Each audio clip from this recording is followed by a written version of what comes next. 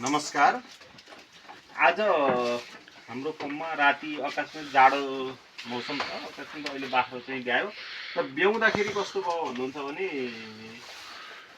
दुईटै पाठापाठी चाहिँ निमोनिया ग्रस्त, एकदमै सिभियर खालको निमोनिया, कडा खालको भनौँ न, कडा खालको निमोनिया चाहिँ देखियो र त्यो दुईटै पाठापाठीलाई। र हामीले चाहिँ पहिला हजुरलाई म एक्लै भएँ, अहिले चाहिँ सबै कुरा देखाउन चाहिँ मिलेन र तिनीहरूलाई हामीले चाहिँ जन्मिने बित्तिकै त्यसलाई राम्रोसँग चाहिँ हिटर लाएर र त्यो पाठापाठीलाई चाहिँ न्यानो बनाएर त्यसको चाहिँ शरीरको चिसो जति हामीले सोचेर राम्रो बनाएर अनि त्यहाँदेखि त्यसलाई बिउदी दुध चाहिँ तिनीहरूले पिउन सक्ने अवस्थामा थिएनन्, तर पनि त्यसलाई दुहेर हामीले चाहिँ दुध खुवायौँ र मुखमा चाहिँ उ गरेर दुध खुवायौँ र दुध खुवाइसकेपछि हामीले यो सिफिक्सिङ भन्ने त्यो ड्राई सिरप चाहिँ मैले लिएर आएँ।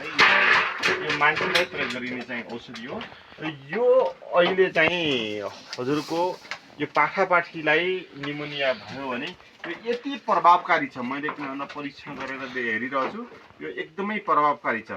यो औषधि चाहिँ घोलेर हजुरको 3 ml बिहान 3 ml र बेलुका 3 ml को दरले यसलाई 3 दिनसम्म खुवाइयो भने जस्तो सुकै निमोनिया पनि बच्चाको एकदमै त्यो पाठापाठीलाई हुने खालको एकदमै सिभियर निमोनिया पनि यसले चाहिँ विषय गराउँछ।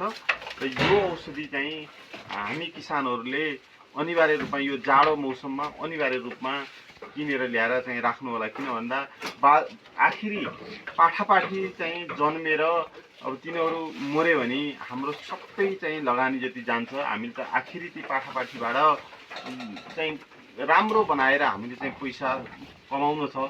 त्यसो हुँदाखेरि पाठापाठीलाई जोगाउनलाई यो सिफिक्सिम भन्ने औषधि अति नै प्रभावकारी छ। यो मान्छेको औषधि पसलमा पाइन्छ। यो किनेर ल्याएर राखेर चाहिँ प्रयोग गर्न सकिन्छ है त। यसरी हामीले औषधि खुवाएर यिनीहरूलाई चाहिँ यहाँ तातो बनाएर हिटर लगाएर हामीले तातो बनाएर राखेका छौँ र आजको राति अब हामीले दुःख नमानिकन ती 3 घन्टामा यिनीहरूलाई बिउदी दुध चाहिँ हामीले ती 3 घन्टामा लगातार हामीले खुवाउँछौँ र यसो गरेपछि हाम्रा पाठापाठी 100% अब विषय हुन्छन् भन्ने म ढुक्क छु र हजुरहरूले पनि यो गर्न चाहिँ सक्नुहुनेछ है।